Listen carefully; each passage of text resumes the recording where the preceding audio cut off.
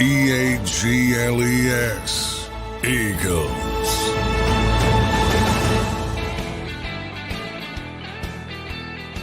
Welcome in, everybody, to a Thursday edition of Birds 365. That's John McMullen. I'm Zander, Krause, your host. I want to welcome and thank everybody for being here today. Johnny Mac, how you doing on this Thursday morning, brother?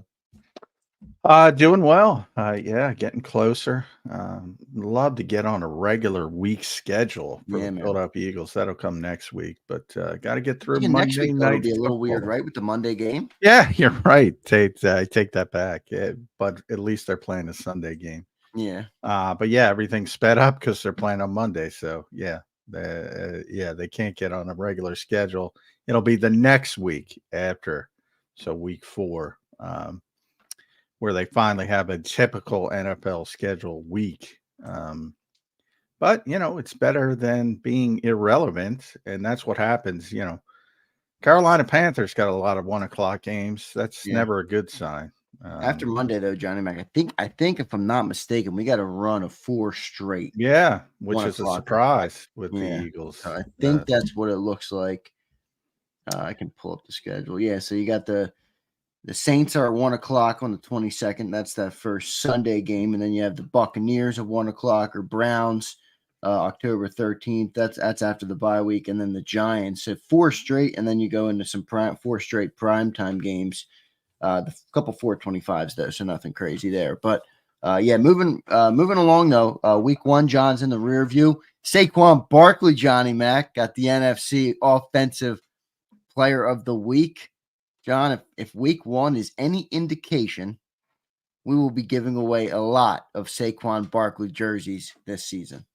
132. So it was close. We had a good number. I think that's a good number. I don't think you're going to be giving away a ton. But it's nice to be able to give away one on week 1 because that's a big number. And circumstances, and Kellen Moore was explaining that yesterday. We'll always, take certain touches down. Plus, you don't want to keep that number consistently through 17 weeks because the goal is to have them ready to play late in the season when the games are as meaningful as possible. I go back to one of the underreported things about the Super Bowl run in 2022 was that Miles, who had a great year, was not healthy at the end. He was banged up at the end. And he had a great year, but he was banged up at the end, and he wasn't playing his best football in the biggest moments. In a lot of ways, you can only manage that so much, but you have to try to at least manage it. So, they were trying to close the game. That 8 touches on the final drive turns 18 into 26. So, just the thought process of if you're down 3 or you're down a touchdown late in the game, then you're going to be throwing the ball more. So part of it will take care of itself. But that's a big number, 26 number of touches. Yeah, no doubt. So even if that comes down, I do think we'll be giving away more jerseys. I was happy to give one away in week 1. Johnny Mac, let's move into those coordinator press conferences. Yesterday, Vic Fangio and Kellen Moore spoke. We'll start with Vic Fangio. Always the headliner there, Johnny Mac, as you pointed out pre-show with me. What'd you take away from what Vic Fangio had to say? He spoke about Bryce, and he spoke about Nakobe Dean and Devin White. What were your key takeaways from Vic Fangio's comment? Number 1, Nakobe Dean's the starting middle linebacker. So Vic finally confirmed that on the record. So, I'll take apologies. Line starts in the back. I'm not expecting them, but it was clear and it was consistent as he said, he won the job. So this week wasn't about, which a number of us reported, it wasn't about Devin White's ankle. Nakobe won the job. He was going to be the starter no matter what. So Vic was able to confirm that. That's good. Bryce Huff is going to be a story until he's not a story, until he proves that he's worth $51 million. You know, everybody's focused on the contract and the contract this. The playing time, I don't think is a problem. I think it shows Vic's, you know, ability as a defensive coordinator, reputation as a defensive coordinator. You know, Sean Desai would probably have to roll out Bryce Huff, even if he didn't, if you want to use an example on early downs. Vic doesn't have to do that. He's like, guess what? Brandon Graham's my best run defender on the edge. I'm going to play him on early downs. And nobody's going to say a word. To me, it's a tremendous positive. And if Bryce Huff gets to the quarterback, and look, he's got to get to the quarterback, I am giving a little bit of a, I won't say mulligan, since obviously I'm too old. And so I'll give him a little bit of a second chance because of the turf. And Vic talked about that. It's like nobody wants to make excuses because the Packers are making a play on the same turf. So that's not the point, but it is an explanation of why. And the Packers struggled in the pass rush as well. That's not a coincidence. It was a terrible field, terrible situation for the pass rushers. So, yeah, I'll kind of wash that one away and say, let me see Monday night at Lincoln Financial Field where the turf is going to be better, and see what happens there. If it continues, then I think it's time to get a little bit more serious about what's going on. And I'd be surprised if it continued, to be honest, because you got a stationary quarterback who's not healthy. And I think he's a good pass rusher. I've said from the start he was a good pass rusher. The Jets fans are incensed that they can't get anybody like Bryce Huff. I think ultimately it'll show up, but I get why people have to see it. So I would say those are the two main things. And then Quignon playing outside, which he would not confirm will continue. So that'll be interesting to see how he handles Isaiah Rodgers returning to the lineup. If Quignon Mitchell's going to move around to make room for Isaiah Rodgers getting on the field instead of Avonte Maddox, or if Quignon showed enough to say, we're not going to mess with him. We're just going to keep him an outside cornerback. Yeah, so we'll see what he ends up doing there. But I did think it was good that Vic said that about the field. Not that I didn't believe it myself or listen to you saying it, but you have a no BS coach, Vic Fangio, you know what I mean, who's not really, doesn't seem to me at least like an excuse maker or somebody that's going to give a hall pass or a mulligan, as we've called it this week. But he was like, yeah, the field definitely was a problem. So I thought that was good that he said that, and it made me feel a little bit better about the chances of our pass rush being better, because it does seem to be one of the talks this week, right? You know, across Eagle Nation, across Eagles YouTube. I've been watching some videos from other channels. A lot of people wanted to see more pass rush, obviously, but it was non-existent in game one. So we'll see what they're able to do here. In context is king, I would say. You can't just look at the box score and say, oh, no pressures, no sacks. You know, what went on in the game? In this case, what went on in the game was the field was a disaster. If you don't take that into account and not taking a shot at you, Zander, but you shouldn't need Vicks. It was obviously, and that's the word he used, obviously, it was a problem. It was obvious it was a problem. And that's the reason why I think it's fair to say, yeah, all right, you can't fully evaluate the pass rush. Same thing with the Packers. And to a certain degree, you know, everybody's excited about Mekhi Becton. I want to see, now Grady Jarrett's coming in. I want to see him playing right guard against in a pristine environment, or as pristine as you can get with an outdoor field, against a really good player, you know, that isn't on skates like Kenny Clark was. So it kind of works both ways. Yeah, no doubt. I want to thank everybody, by the way, for being here this morning. We got a good crowd in here already. I see everybody in the chat. Slagger, Wayne the Pain, Stephen Patton, Abe, my man Abe Crowley's in here, the real zeal. Quan Pugh, what's up, Quan? Hope you're doing well, staying safe. I know you said you were down there at that hurricane. I think that was in Louisiana. So hopefully you're staying safe. Eduardo Reza. Hopefully it's everybody's okay down there. But it, I know Quan. You know, the Eagles got to go down there. Yeah. But yes. Yeah. So Quan, hopefully you're safe, brother. Takeem Hilton's in here. Bombay. Appreciate everybody. Appreciate our members. Appreciate our watchers. Thanks for being here on this Thursday morning. Moving right along, John. It's already Thursday, man. These weeks are flying by. I don't know if they are for you and everybody else, but they are not for me. They are not for me. For me, John. I wake up, I'm like, it's Thursday. Good Lord. So it's moving quick. Monday will be here before we know it. Johnny Mac, let's get into Kellen Moore and what he had to say. He spoke about the interceptions. What were your key takeaways from what Kellen Moore had to say yesterday at the podium?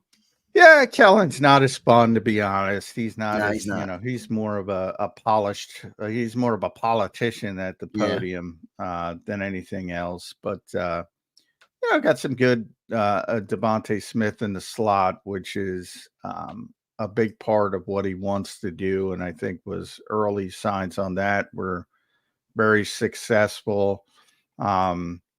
Obviously Saquon's a big story, especially after getting Offensive Player of the Week.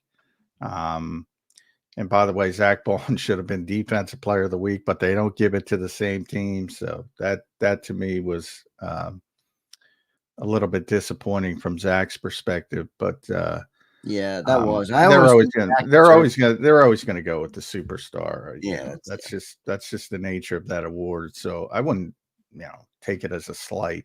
That's just the way they do it. But certainly Zach Bond should have gotten some consideration. But I wanted to see Zach because Saquon, he's got paid, he's got the jersey sale, he's got everything. Exactly. That's kind of my point. That's kind of my point.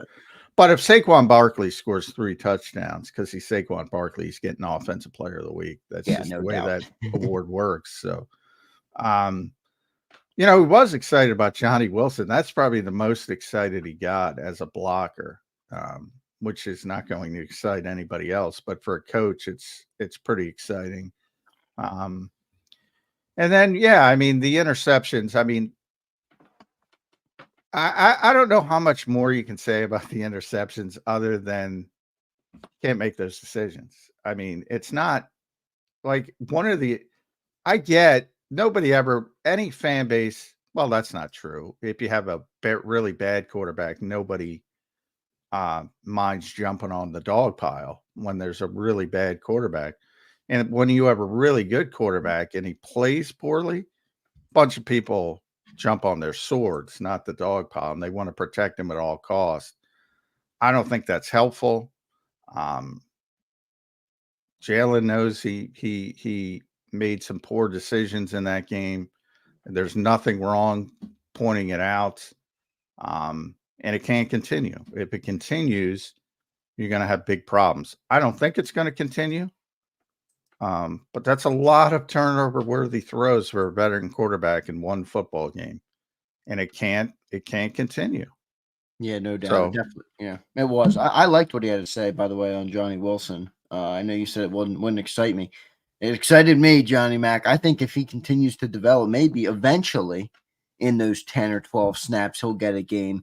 Maybe he could become a target when you need 4 or 5 yards. You know what I mean? And everybody, the defense is doing their best to blanket AJ and Devontae and all these other targets. And there's Johnny in the middle of the field at 6'7". Maybe he could become a small part but of the offense. Well, that's kind of my point. And you're tempering it well, small part of the offense. So I'm not going to, but whenever, like what I said was Kellen was excited about his blocking. And I don't think that's going to accept because, and then you prove my point by going exactly, well, maybe he can turn into a guy making a play.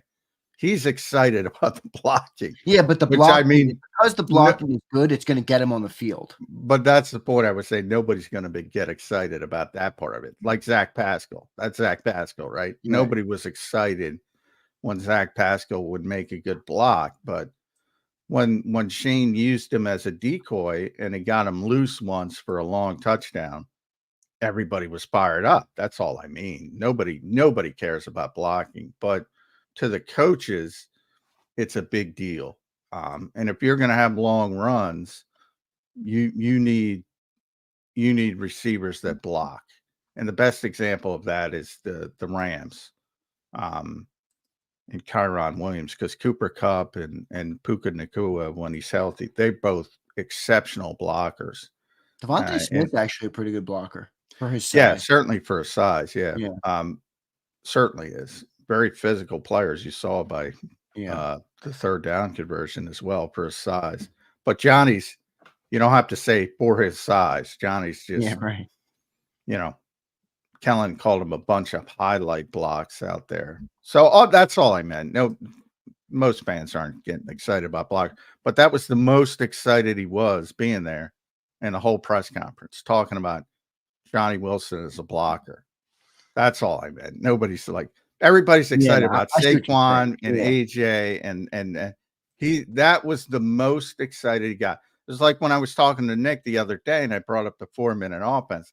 That's the most excited he got because they took a 4-minute offense and siphoned 7:26 off the clock. That's sort of the coach mentality of it all. John, before we get to our first commercial break, we have Bob Brookover coming in from NJ.com. Looking forward to talking to Bob. And then in hour number 2, everybody, we'll have an opened up hour there with just Johnny Mac and I. I got some things to ask Johnny Mac. We'll talk about Reed Blankenship. I saw the article John wrote about Reed. And we'll begin to really dive into this Eagles Falcons game coming up on Monday night, but I will also take any super chats for John, and that'll be in hour number 2. So anything that you send now, I will read in hour number 2 for a super chat because we do not have a guest in hour number 2. So any questions for John, you can save them, hold them, send them, whatever. I will keep them in the queue for Johnny Mac. John, last point though, before we get to our break, Eagles made some practice squad changes yesterday, some shuffling of the roster. Jack Stoll, Johnny Mac. He came back and he's gone. He didn't even have a chance to unpack his bags. What did the Eagles do at the practice squad yesterday? What's the update on that? They brought Caden Stearns back and moved on from Jack Stoll yesterday. The day before, they made a couple other moves. They brought Danny Gray in, former third-round pick of the 40. All they do is take third-round picks of the 49ers. I know.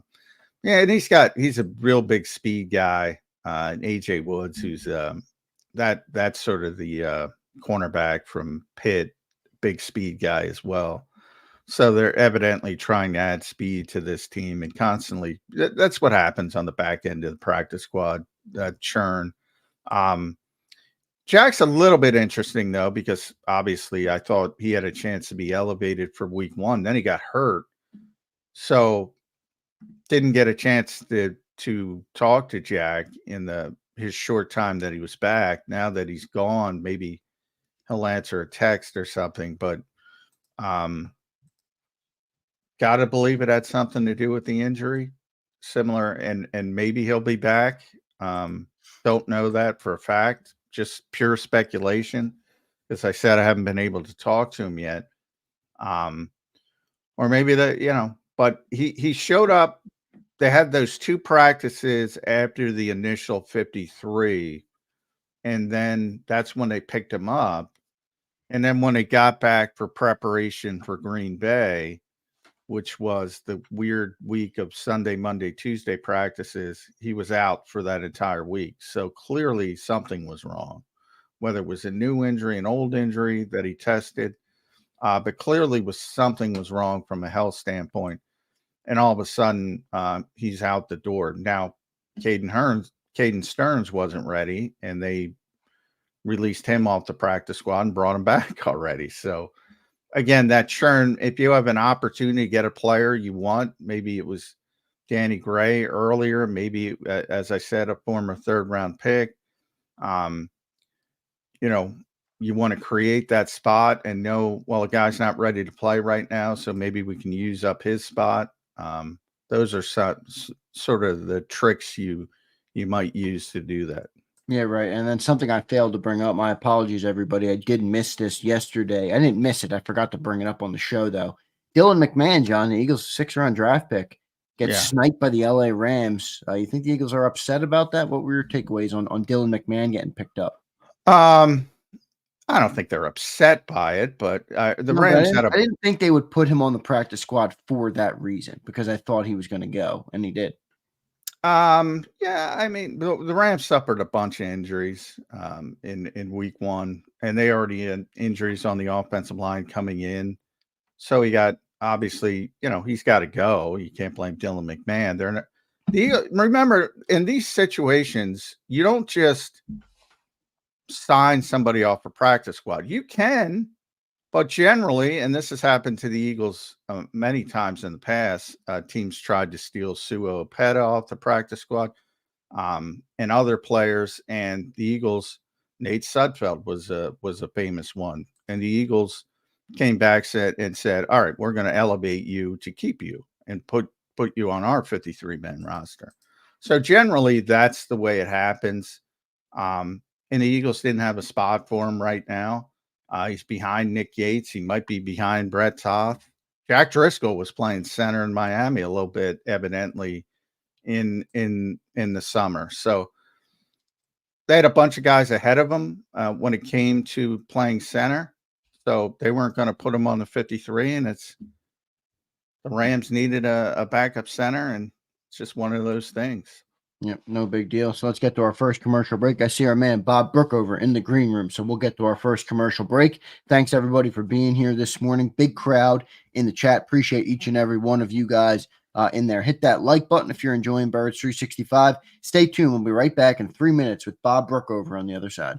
If you missed any of today's show on the JAKIB Media channel, listen to the podcast on your way home. Available on YouTube, Apple, and Spotify. Your gut says Miami is going to win, and you should take the over. Your gut also said your NFT selfies would only go up in value. They didn't. But your head is on Sports Grid and knows the QB is in concussion protocol. The backup has a 45 QBR against the zone coverage. The New York D has the most sacks in the league. So yeah, trust your head. It's smarter to be on Sports Grid.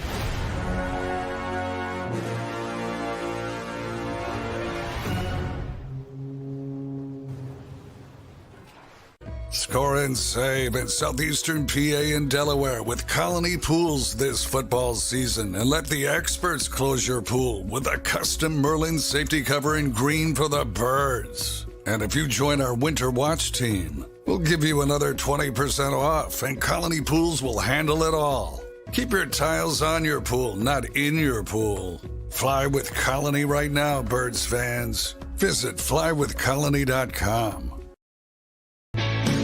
Hi everybody, my name's Jason Lombardi. I'm an inspector at DryTech. At DryTech we offer three major services, the first one being basement waterproofing. The second service we offer is foundation and structural repairs. And then the third service that we offer is mold remediation. If you feel you are having a waterproofing issue, give DryTech a call or check us out online.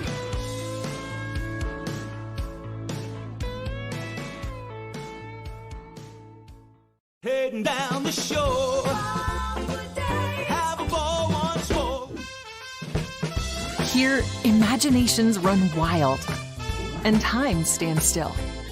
Because here, you can find the best of the Jersey Shore, all on one 5-mile island.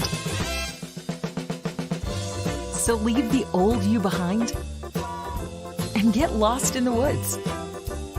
Wild, wild, wildwood day. Plan your stay in the Wildwoods today. EAGLES, Eagles.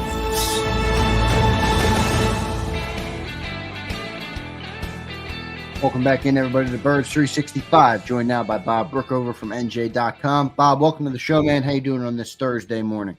Morning, guys. How you doing? Brookie, good to see you. I think week one after Saquon performed, we got a lot of Saquon guys. Jeff Kerr's a Saquon guy. Brookie covered Saquon up with the Giants before he got here for the Eagles. Boy, it looked good. Week one, adding him to the mix of a bunch of playmakers. And you saw it from the other side when it was Saquon with a bunch of non-playmakers. What was the difference from your perspective? Well, an offensive line that he never had. Last year is running behind a 290-pound offensive tackle after Andrew Thomas got hurt. Justin Pugh was the left tackle, but the whole line was a disaster with the Giants. But you could still see Saquon's greatness, even behind that offensive line last year. I'll go back to the Green Bay game, 2 Green Bay games that I only covered one of them, but I watched both of them.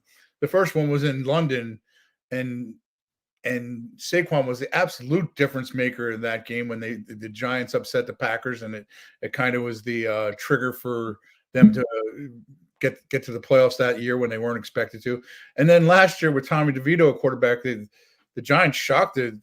It was Tommy DeVito's biggest night. But go back and look at that game, and without Saquon Barkley, Tommy DeVito doesn't have that night because Saquon Barkley was incredible, and you could see that with the Giants still. It was why I thought as soon as he said, I'm not sure I want to be a Giant for life anymore, I was like, the Eagles ought to jump on this right now, and they did. And I wonder how much sleep John Mara lost Friday night. I don't think Brian Daboll and Joe Shane are going to survive this. I don't. Even though, by the way, Brookie, I think they made the right decision for that team at this time, and the Eagles made the right decision for their team at this time. But I don't think people see that context of it. Yeah, I'm not sure if the Giants made the right decision 2 years ago when they decided to pay Daniel Jones instead of no question. I think that they needed to move on from that quarterback, and they didn't. And so would Saquon have been different than with a different quarterback? I don't know, because that offensive line, I'm still not sure it's fixed. They took some measures, but nothing extreme to fix it. But anyway, I don't think the people watching this want to talk too much about the Giants. No, I don't think Saquon, it's part I know of it. Saquon doesn't want to talk that much about the Giants anymore, because when I started talking to him about it before the Packers game, he was like, well, not my problem anymore. Well, I think they do like the fact that the Giants are struggling and not going to survive this and get to spike the football over, what was. I still say Dexter Lawrence is the Giants' best player. They have some good players, Andrew Thomas, as you mentioned, but he's a very good player and he fits here. But boy, the touchdown, the wheel route, AJ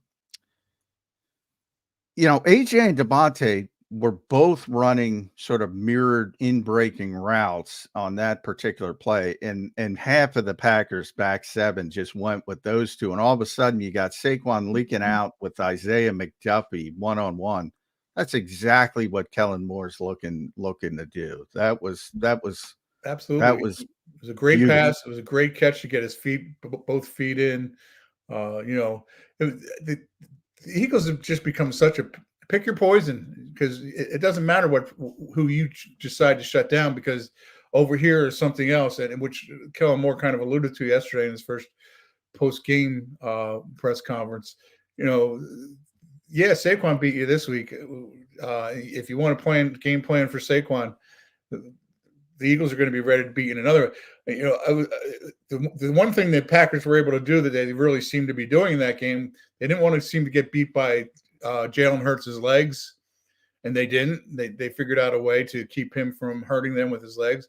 But there were so many other, you give the ball to Saquon, you throw the ball to Saquon, and A.J. Brown and Devontae Smith just beat him all day long. I mean, so there's so many different – and Jahan Dotson didn't even get involved, but he's going to at some point. And Dallas Goedert did a little bit, and he's going to get involved more at some point. This team has a multitude of ways to beat you. Yeah, no doubt. That offense has so many weapons all over the field. And you see it, Brookie, with 34 points on the board with 3 turnovers. What's the level of concern on the turnovers, or are you just chalking it up to some week 1 rust and September is the new preseason? Well, I think the 2 interceptions were bad decisions. And I thought Kellen Moore's answers to that yesterday were interesting too. He kind of shared in the blame, and maybe rightfully so, especially the first one. That's where the routes were being run. I'm sure there were some checkdowns. I wasn't at the game, so I only saw it on TV. But maybe there was a check down there. But that's where the routes were being run, and they were trying to get a first down on a 3rd and 15 play. I mean, the first 2 plays were a disaster. The fumble, slip and fumble, or not fumble, the slip, put him in a 2nd and 15 immediately. Maybe they should have been a little more conservative there, backed up in their end, but they were aggressive, and I'm sure that's Kellen's going to be Kellen's approach to be aggressive. Level of concern, yeah, you don't want to see 3 turnovers in the game. You're not going to win most weeks with turnovers, but you're also not going to how many teams could score 34 points with 3 turnovers? Yeah. After those 2 early turnovers, they scored on 6 of their next 9 drives. I mean, which is just an indication of how powerful this offense can be and how many points it can. I'll go on record right now saying that I think that most of the Eagles have ever averaged in a season was 29.8. The 2014 team averaged 29.8 points per game. That's going down. That record's going down. All right. Bold prediction from Bob Brookover. We like it early. Now, to me, the Jalen stuff, I'm a little bit concerned because I've been in the camp that typically Jalen has taken very good care of the football. He's been very ball security conscious throughout his tenure as the starting quarterback. And that sort of turned last year in the negative direction. That was one of the major problems, turning over the football too much. And here we are, week 1. And forget it. I'm not even talking about the fumble because that was a miscommunication. I think they'll clean that up as Kellen Moore operation tush push, which Saquon was able to recover. I'm not even worried about that. But when you talk about the 2 interceptions, there were 2 other throws that should have been interceptions. Dropped the pick 6 right before the interception in the end zone. And then there was a slant to A.J. Brown, Brookie, where A.J. turned into the defensive back and kind of took it away from Jair Alexander. That's a lot of turnover-worthy throws for a veteran quarterback, to the point that Jalen got a very poor grade from PFF that everybody's upset about. Not that that matters, but the point is he doesn't usually do that. That's why he got that poor grade. How concerned are you over that many? Actually, the 2 almost picks were probably worse than the 2 actual picks. Because he's just trying to make a play deep down the field. On the other one, I don't want to say it was almost the same as a 4th down punt, but they were going to, without a completion there, they were going to be punting from the 5-yard line. So it wasn't that much different than what they were going to be doing. The one in the end zone was bad because, and I think that one was just, he didn't see Jair Alexander dropping into coverage there. He all he saw was AJ Brown open in the end zone, and he didn't see Jair. But the other 2, I mean, AJ Brown saved him on the one by just breaking it up. The other one was an interesting play. As I went back and watched the game, they ran that same play successfully where they looked downfield and then wanted to try to get it out quick, trying to get attention down there. But this play, there was just nobody open down there. He wasn't open. Yeah, he's just got to eat the ball. He's got to make better decisions than he's made, made in that game and made many times last year. He's got to make better decisions. Having said that, I didn't necessarily agree with the PFF grade because, I mean, only 4 quarterbacks in the league threw for more yards than Hurts. He also threw 2 touchdown passes, and I thought he was absolutely brilliant on the last drive. On the last drive, he was. I agree with you. They have to weight that stuff more. Right. You can't tell me watching Bryce Young. There was so much bad quarterback play. Right. But the difference was even the worst quarterbacks, and there were a bunch of them in week 1, they didn't make that many turnover-worthy throws. Right. So you get really graded down. Right. And people get too fired up about that stuff. But, it's worth saying, look, you can't do that as a veteran quarterback. The Caleb Williams of the world, the Jaden Daniels of the world, they played very, very poorly, but even they didn't do that. So I think that part of it's a legitimate concern. Right.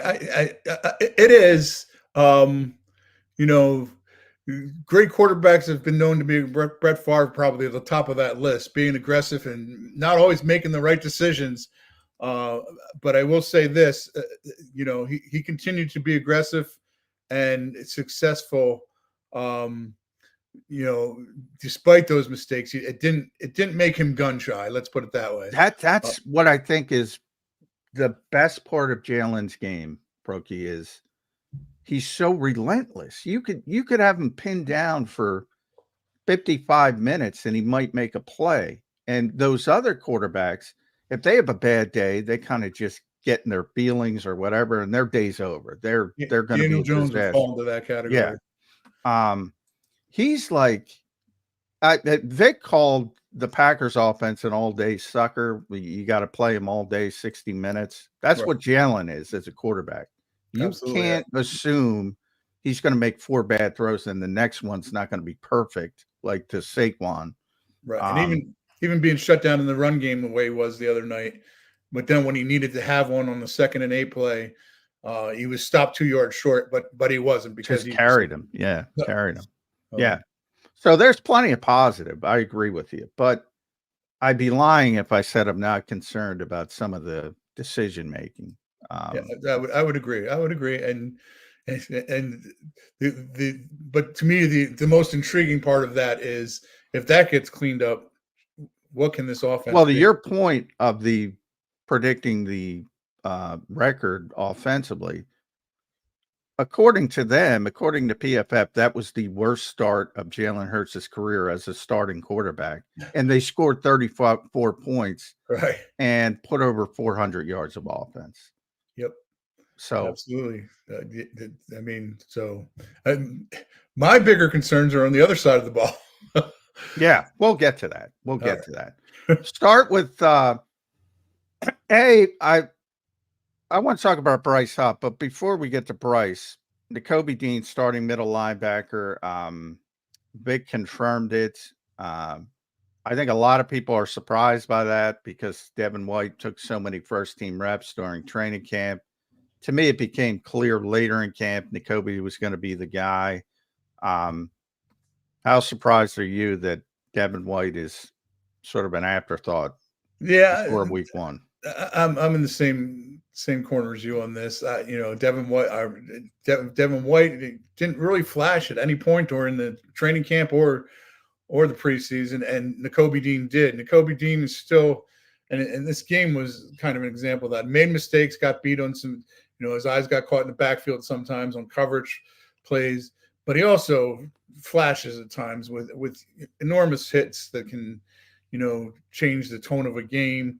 It's just, it's one of those things that feels like, and in this league, it's weird to say because Devin White's not that old, but it's like it just feels like the younger guy has the legs and the ability, and the older guy just is. It's kind of, he already lost one job last year to KJ Britt in Tampa Bay, and now he's lost another, and you wonder. Guys, especially guys who crash into people, linebackers and running backs, get old fast in this league, and it seems like Devin White might be getting old right before our eyes. Bryce Huff. Let's take it to Bryce Huff. I think Zander's you're frozen, Zander. I don't know if he can see it, but we'll continue, Brookie. Right. With Bryce Huff, I think it's smart. And I think one of the few things that Vic Fangio and his reputation bring is the ability to do certain things that may not, and we're going to continue even though we're all screwed up on the screen, but may run out. People can at least hear us, and they don't want to see us, Brookie. They might want to see you, but they don't want to see me. This is my best slide.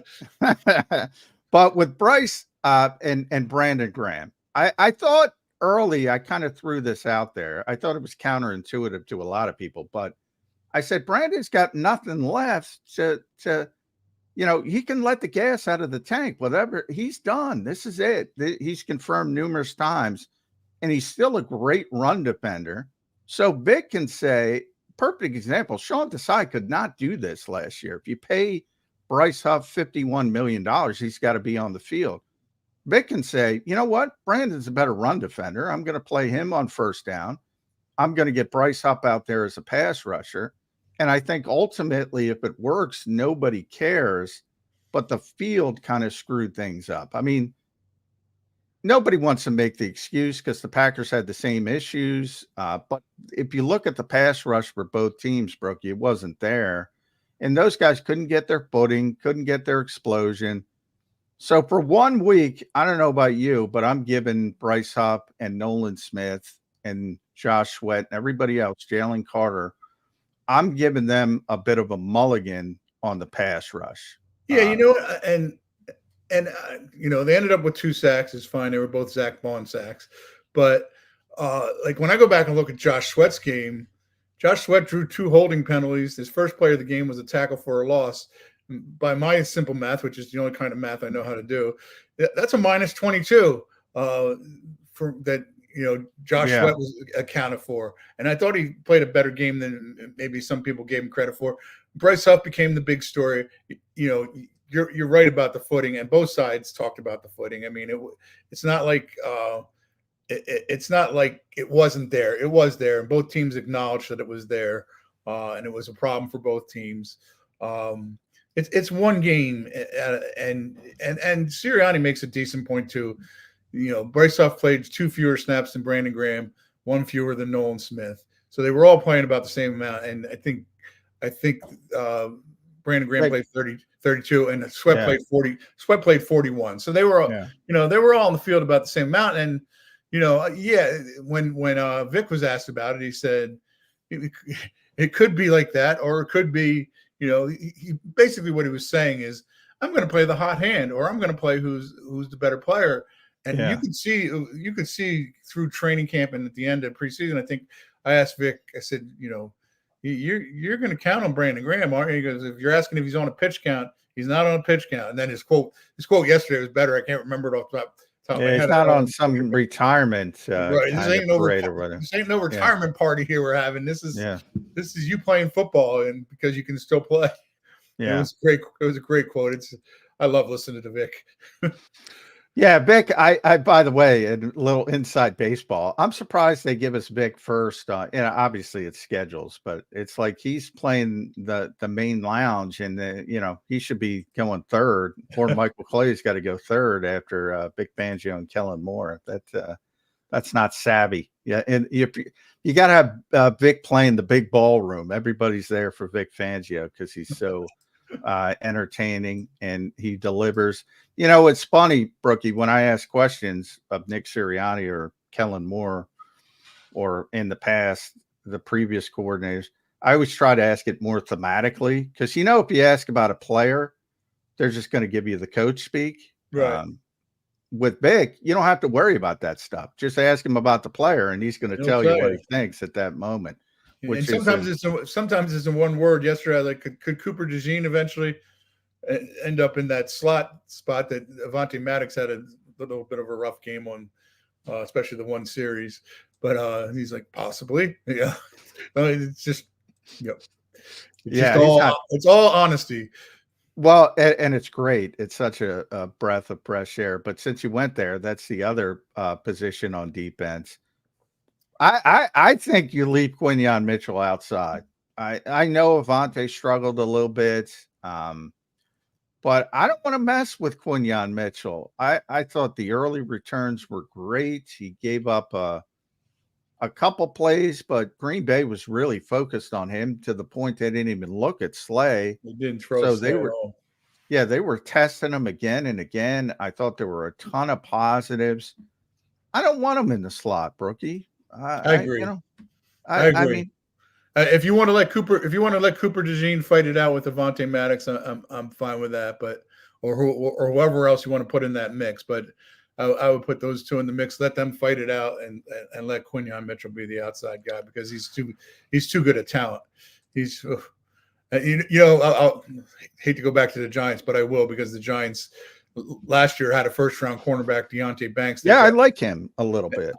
I do too, but comparing where Quinyon Mitchell is at as a rookie to where Deonte Banks was at a rookie, there's no comparison. Quinyon Mitchell is just so far advanced beyond where Deonte Banks was at the same time last season. It's not even close.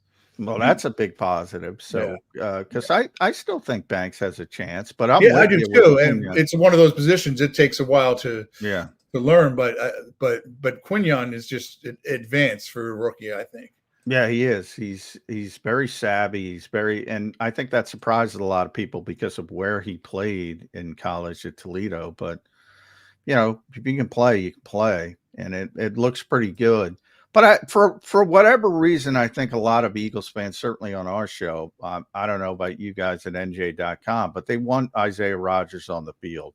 And I think Isaiah is a good player. He had a good summer for the most part.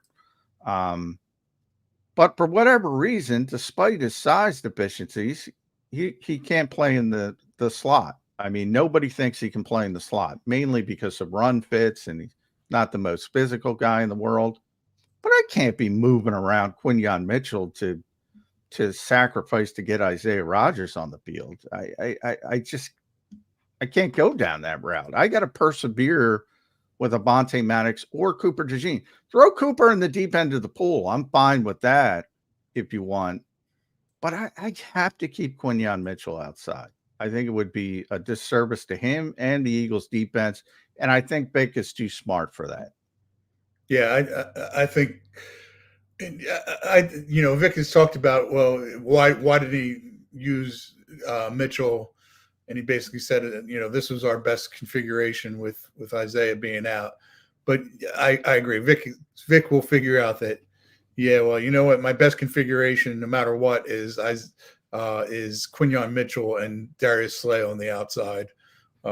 It's going to be interesting to see how the Falcons attack this week. They're obviously not as potent a team passing wise as the Packers are, but still have some weapons. It'll be interesting to see how they try to attack the Eagles this week. Well, let's talk Falcons. Let's talk extra day. It's going to be a Monday night game. They had a very poor week 1 performance. It certainly looked like Kirk Cousins didn't feel comfortable coming off an Achilles tear.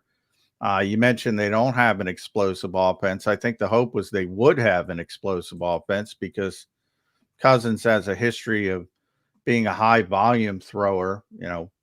Basically, that guy could get 4,000 yards in his sleep most years. But he didn't look like the same guy. And they do have some playmakers with Bijan Robinson and Drake London. And they signed Mooney, who's a pretty good receiver, Kyle Pitts, Philly kid. But boy, if you don't have the quarterback and the quarterback couldn't move, to me, this is why I say I'm looking at that pass rush and saying, all right, this is the week. You got a stationary target who's not comfortable. If Bryce Hop doesn't show up this week or Nolan Smith doesn't show up this week, I think then we start to have some bigger conversations about the pass rush. But your early thoughts on the Falcons? Yeah, I mean, this could be a little bit of a test. The Falcons did play actually pretty good defense against the Steelers. I don't think the Steelers were able to, which they always wanted to run the ball. I don't think they had much success running the ball. They didn't have much success. So it was a very defensive-minded game. I only watched a little bit of it, but when you look at the numbers, it was a very defensive game. So the Falcons played decent defense. Justin Fields is not Jalen Hurts, and the Steelers' offense is not the Eagles' offense. So it'll be interesting from that standpoint to see what the Eagles can do against a different defense, a second defense here. But offensively, the Falcons, they shouldn't be able to put up points. They put up 10 against the Steelers. The Eagles are going to be home. The pass rush should be there. Jalen Carter and Jordan Davis should be able to get some pressure up the middle. The Falcons' offensive line is not bad. It's a pretty good offensive line. But the Eagles should be able to, being at home, this should be a coming out party for the defense. Get some pressure, win some games. And a lot of times an offense can make a defense too, because if the Eagles do put up the points there that we all expect them to be, there should be times where this defense is just pinning its ears back and going after the quarterback. And I could see this being one of those games if the Eagles can get up early, get up a score or two early, that they just start going after they just start going after Cousins. Kirk Cousins, yeah. Right, But the weird week 2 anomaly, third consecutive year the Eagles will be playing a Kirk Cousins quarterback team in week 2. They're already 2-0. They hope to make it 3-0. It's really their home opener, even though it's not their home opener. They were technically the home team in Brazil, but this will be Nick Foles is getting honored. Jason Kelsey's going to be part of the Monday Night Football game pregame show. So everybody's going to be fired up, the fans. It's a tough spot for the Atlanta Falcons. At Brookover, make sure you follow Bob on the X platform. You can read him at nj.com. Does a great job there with our buddies Chris Franklin and Caden Steele covering this team. I'll leave you with Mekhi Becton because I'm sort of like, and Mekhi I thought was great, but I think the Packers, just what I said about the Eagles defensive front, same thing with the Packers defensive front. Like I came into that game, Brookie, and I said, ooh, Kenny Clark against Mekhi Becton playing his first team. That's a big advantage, Packers. Didn't work out that way. It was the complete opposite. I'm not sure if that was because of the field. So this week it's Grady Jarrett, who's a really good player for people that don't know, against Mekhi Becton. Not all the time, but you can bet a vast majority of the time the Falcons will try that out. Raheem Morris. I'm kind of the same way with Mekhi Becton's Bryce Huff. It's just Bryce played poorly because of his, he was the one on skates. Mekhi played well, but is that because Kenny Clark was on skates? So are you sold on Mekhi Becton as a right guard? No, you got to do it every week. And one of the questions about Mekhi Becton with the Jets was just him staying healthy. So he's got to do it over an entire season. I thought it was a great start for him at a new position. He made some terrific blocks on Saquon runs that were pointed out. And the one thing you just notice is just how big and strong he really is. Now, when he gets up against a pass rusher and with a guy who can put pressure in the middle, Jurgens the same thing. How are they going to hold up against somebody like that? But another thing the Eagles did pretty well as a team was they handled the blitz pretty well. The Packers didn't come that much, but they handled it pretty well in this game. That was not really a factor at all, which was a real concern coming into the season. Can they handle the blitzes? Yeah. I'm surprised how much the Packers didn't blitz. I was expecting more. Maybe it had to do with the footing. Maybe it could have. I mean, the footing was definitely a story in itself in that game. So it's going to be different Sunday. It's going to be different going forward. Teams are going to, and Kellen Moore alluded to this. It's a back and forth. Every week is a new season because teams see something, think they can exploit. They'll try to exploit it, and then how do you counterpunch? Mekhi Becton's going to face different things that he hasn't seen before as an offensive guard that he never saw as a tackle. How's he going to handle it? It's going to go a long way toward just how good this offensive line is. Yeah, and it could be really good if Mekhi gets. I saw my buddy Ross Tucker said he was born to play right guard. I don't agree with that. I said Ross, the dude's 6'8", with the longest arms in the world. He was born to play left tackle. Hopefully he can play left guard at a high level. He's done it for 1 week, and if he does click, that'll be I don't know if it'll be better than Detroit. I don't know how much you saw Detroit, but that is a good offensive line. Really good. They'll be right there with that group. If Mekhi Becton can play at that type of level for the entire season. And that's the type of level Bob Brookover covers the Philadelphia Eagles, that high level.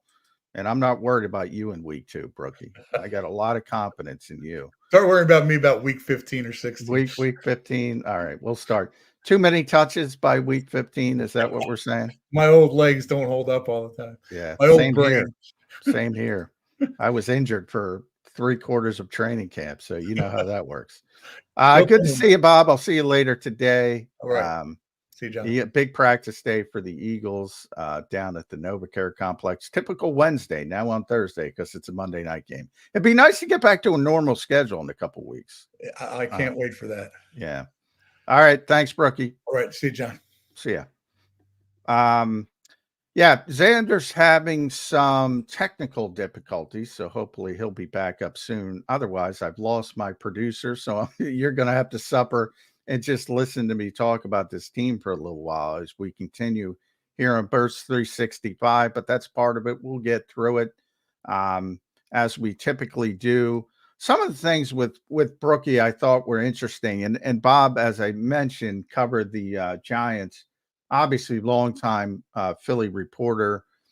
People know him from the Inquirer, covering the Phillies, multiple sports back in the day, but did leave to cover the Giants for a little bit and came back last year back to the Eagles. So, he's got a good beat of both teams. And I think it's interesting on a week where you see that sort of disconnect of how the Giants fans are upset and how Saquon Barkley leaving is viewed up there versus how excited the Eagles fans are after 1 week and seeing 3 touchdowns and imagining what it could be moving forward. And you kind of just saw it, 34 points, 400 plus yards of offense, and the quarterback didn't play that well. So, the bold sort of prediction from Bob about this being the best Eagles offense ever. Long way to go. We'll see. This is the most gifted skill position group the Eagles have ever had in their entire 91-year history. And I don't even think that's a bold statement. I don't think it's even a debate. I talked about it when they signed A.J. Brown. They got Devontae Smith. It became clear when Jody was here, we would have that discussion.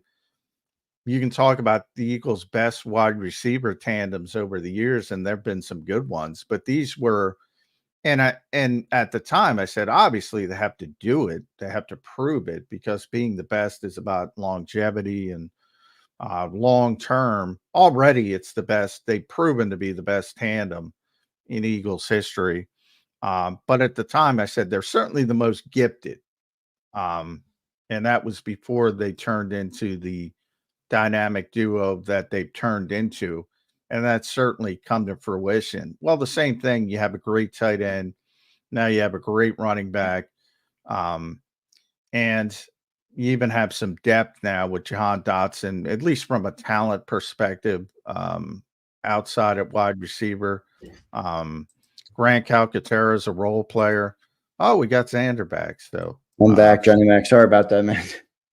No, it happens. We had somebody working on the house, and they accidentally slit the cable that connects the internet to the whole house. And I'm like, "Are you gonna get it up?" He's like, "No, I'm not getting it back up." So I had to jump in the truck and drive to a new location. So we are good now, though, for the rest of the show. So I'll be good where I'm at. Well, that's a bad sign. No. Well, you're going to fix it? No.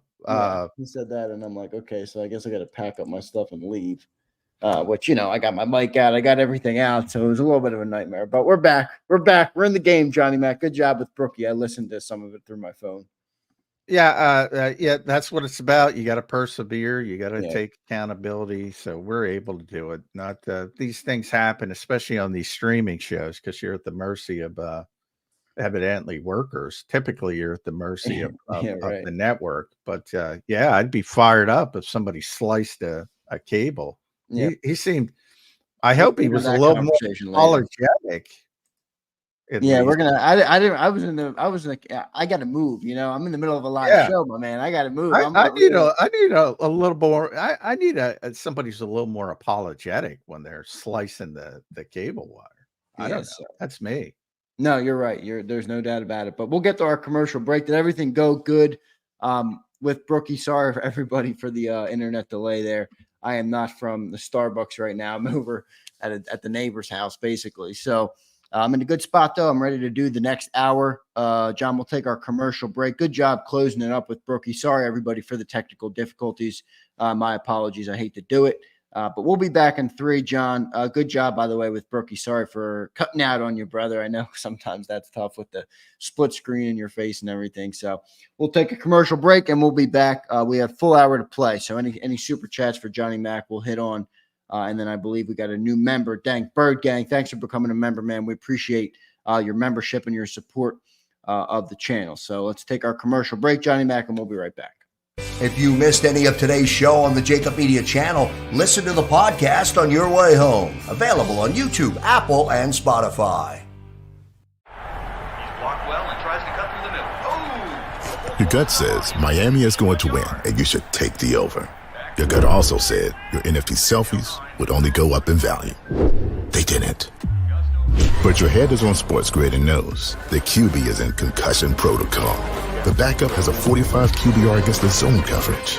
The New York D has the most sacks in the league. So yeah, trust your head. It's smarter to be on Sports Grid.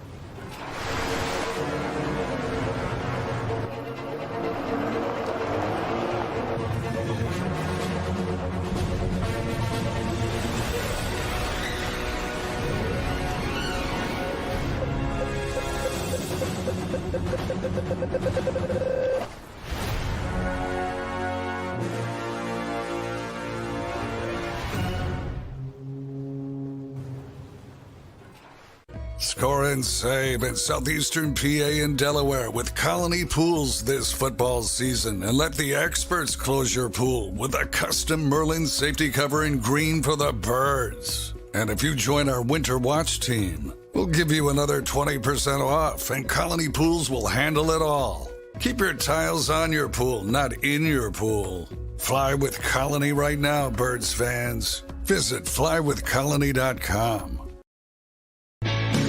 Hi everybody, my name's Jason Lombardi. I'm an inspector at DryTech.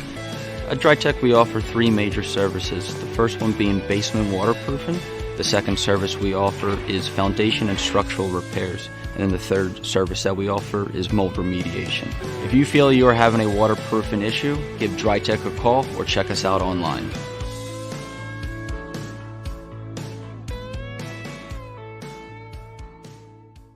Heading down the shore. Have a ball once more.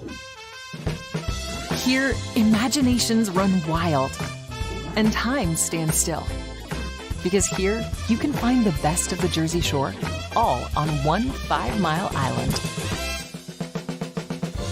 So leave the old you behind and get lost in the woods.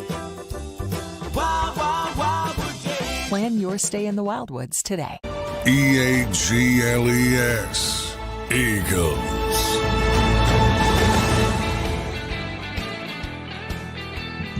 Welcome back in, everybody, to Thursday's edition of Birds 365. Little tech hiccups moving on into hour number 2 here. Johnny Mac, good stuff from you and Bob Brookover. I thought Brookie brought some good insights. Always good to talk to him, because he covered Saquon in the start of his career in New York. So I like talking to him about that. I thought he brought some good insights there. Yeah, I mean, he's got a good beat on that. And it's an interesting dichotomy. We'll get into it a lot. Obviously, it's going to be such a huge story when the Eagles play the Giants, and it's not going to be a good story for the New York Giants. Not that any Eagles fans care, but I just do not think Brian Daboll and Joe Shane are going to survive this. I've said it pretty consistently, even though I think they made the right decision for their particular team. They're in rebuilding mode.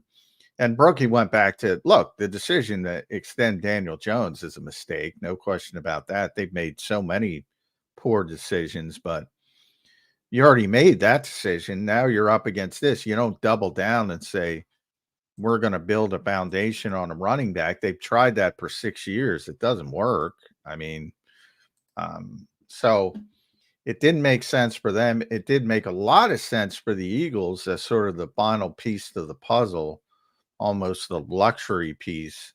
It makes a lot of sense as a potential Super Bowl contender. But yeah, and to me as a journalist, the most frustrating aspect of stories like that is people don't look at same thing with the footing. It's like, all right, they look at the box score and say, oh, no sacks, the Eagles pass rush stinks. Well, come on, watch the game and see what the problem was. Maybe it does stink. I'm not saying it's the opposite, but you got to wait and see. In that particular game, it's not a proper evaluation tool. Same thing with Saquon, just assuming, well, he's going to be the same difference maker he was week 1 in Philadelphia. I guarantee you, because I saw most of that Giants game, he wasn't getting anything done in that game with no help. They scored 6 points. So, yeah, that part of it is, but that's part of life in the NFL. Decision makers understand that, and you either got to educate your fan base well enough to understand it, or you're going to lose your job. And more often than not, you're going to lose your job, to be honest. Yeah, no doubt. No, and I think Neil brings up a good point here, talking about, Eagles going for him. He says running back is the last piece of an offense, not the first. And, you point out how you don't really think the Giants made the wrong decision, but no, I don't think they did either. You don't need to pay a running back when you don't have an offensive line. You don't even have a quarterback. You don't have receivers. You don't have anything. It's silly. They did silly, that. Right? Yeah. But the way it looks is certainly not good from their front, especially when they're only putting up 6 points on the board after paying Daniel Jones. So anyway, we'll move on from that, John. I want to talk about Reed Blankenship. You wrote a nice article about Reed Blankenship, and you pointed out the interesting dichotomy coming into this game versus the Falcons, where they signed Justin Simmons, a guy that many Eagles fans wanted, and we're coming off Reed Blankenship being the highest graded player on the team in week 1. And you write, it's time to believe in Reed Blankenship if you're an Eagles fan. Give us some insight, Johnny Mac. What do you think of Reed Blankenship and what he can be for this team? Yeah, I asked Vic about him yesterday, and Vic had some nice thoughts about him, which again is, maybe a little bit more relevant than most coaches who are just doing the coach speak thing, because if he thinks somebody's not playing well, he's going to tell you. And Reed is playing very well after 1 week, and it's a very small sample size. But if you go back to last year, he played very well in the games he was able to start, and he started 15 games. So it was a large, I think a lot of people talk about he got banged up a few times, but he missed one game at a time. And unfortunately, he missed the playoff game, and the Eagles were an abject disaster at safety without him. And, that's what Big kind of said. He's a smart player. He plays with a calmness that's important to the safety position. You need a guy that's able to quarterback the secondary. So he's that guy. People might think CJ, because he's more of the veteran, not the case. He's sort of the quarterback of the secondary. And many times that involves the linebackers in the back seven. Does a good job with that. He's a competent, smart, instinctive player. And you need guys like that, is sort of what Vic said about Reed Blankenship. Yeah, I mean, we've been through this. I talk about it all the time. It's frustrating for me. If this guy showed up as a third-round draft pick, you'd think he's a superstar. But he showed up as an undrafted rookie, and everybody's waiting for the other shoe to drop. It's not dropping. He's good. He's a good player. Can he get to be what Justin Simmons was at the prime of his career? Probably not. Is he better than Justin Simmons right now? Hell yeah. And that's why he was never a consideration for this team. Played better than him last year. The Falcons defense played good, but I think that's the dichotomy. And we'll see if they, believe me, if Justin Simmons makes a play to beat the Eagles, you're never going to hear the end of it. And Eagles should have signed him, should have done this. They didn't have any interest in him because they knew what Reed Blankenship was. And that might have changed if somebody suffered an injury. But the plan at safety was Reed was going to be one guy, and then they were going to go out and upgrade the other spot. And the plan was Xavier McKinney. That was plan A. That got too expensive. He went to Green Bay. Saw him make a couple plays in a tough situation for the defensive players. And when they couldn't get that done, they shifted to CJ and bringing him back. And that was it. And that was the plan. And people wouldn't stop talking about it until August 15th. I believe that's the day Justin officially signed with the Falcons. And now he's coming in week 2. So it's going to be an interesting, they're not playing against each other, obviously, defensive player against defensive player. But yeah, if Justin plays well, you're going to hear about it. I'll hear about it. I know that. But yeah, but Reed's a better player at this stage. Yeah, and even through all the potential moves that the Eagles made with the McKinney stuff, as you point out, the only one that it was always about pairing somebody with Reed. Yes, it was never about replacing Reed Blankenship. So that's where Gardner Johnson came in, and he's now the pair with Reed Blankenship. By the way, John, I didn't think Gardner Johnson was very good in week 1.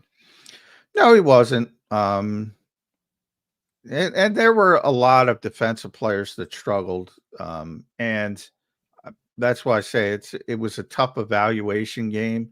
Now, the problem is the guys who played well, Reed, Zach, Bond, played really well. So that complicates it as well, because it's like, well, why did these guys play well? And everybody else kind of struggled with the footing. And there were some guys who played. I think Brandon played well, as I'll throw him. I think Slay played well. Part of that, though, is the Packers didn't throw at him. Let's be honest. I thought Milton was okay. Milton Williams. I thought Josh Sweat, Brookie mentioned him. I thought he was okay.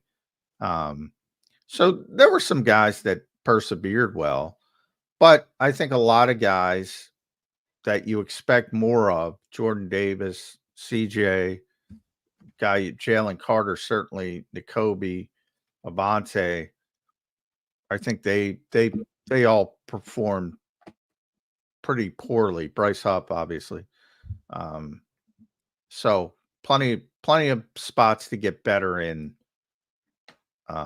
defensively for Big Fangio, and he knows that. I haven't checked. It's interesting. I'll check right now who the best defense was graded this week and where the Eagles were. The best defense was Seattle. And that understandable because they were facing off against Bo Nix, which has helped. Number 2 was Minnesota. Again, understandable because they were playing the Giants. The Patriots, they got to be up there, right? Patriots were 9, so they're top 10. I thought they looked pretty good out there. I got to be honest. I mean, Joe Burrow. 9. The top 10 is pretty good. Yeah, I mean, in any week. Eagles were down at 22. So plenty of room to improve. And, part of it is the footing. Yeah. No doubt about it. Green Bay was 28. So, in the battle of defensive, neither defense played well, obviously. Eagles finished ahead of Green Bay. So pretty, 22 versus 20. 28's bottom 5. So that's really bad. Let's go to our super chat here. Johnny Mac from Brian Fleming. Brian, any relation to William Fleming or Bill Fleming, who won our Saquon jersey? Both have the last name Fleming. I guess that's a popular last name, so you might not be related at all. He checks in with $20. Thank you, Brian. Appreciate your support, man, of the channel.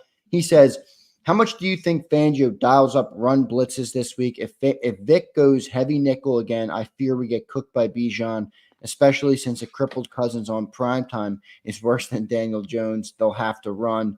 I'm not going to say he's worse than Daniel Jones, but yeah, he didn't look healthy. Talk, John. How are we going to stop Bijan with that run defense? What do you think of what Brian says here with Fangio dialing up the run blitzes?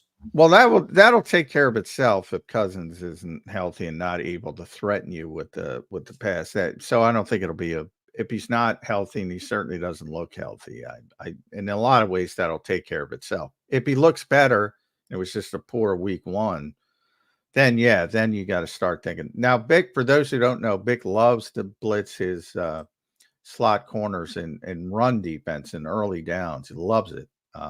And that will become a big thing when Cooper DeJean is on the field. You saw little hints of it in the preseason game against Minnesota, and he was very effective at it. I remember talking after the game, Zander, you were very disappointed because he didn't play well in pass protection, but I said pass coverage. But I said, look at those run blitzes, man. The Vic loves to do that. And when Cooper gets on the field, I think you're going to see a lot of that. And that might be this week, after Avante, Brookie, when you lost your cord, when the guy cut your cord, that guy, I don't want that guy's name. I'm going to rip him. Brookie had mentioned and I just lost my train of thought. But when we're talking about the run blitzing aspect of it and Cooper and that ability, and we're talking about Isaiah Rodgers and Quinyon Mitchell on the outside. Look, I'm keeping Quinyon on the outside. I get all these Isaiah Rodgers people.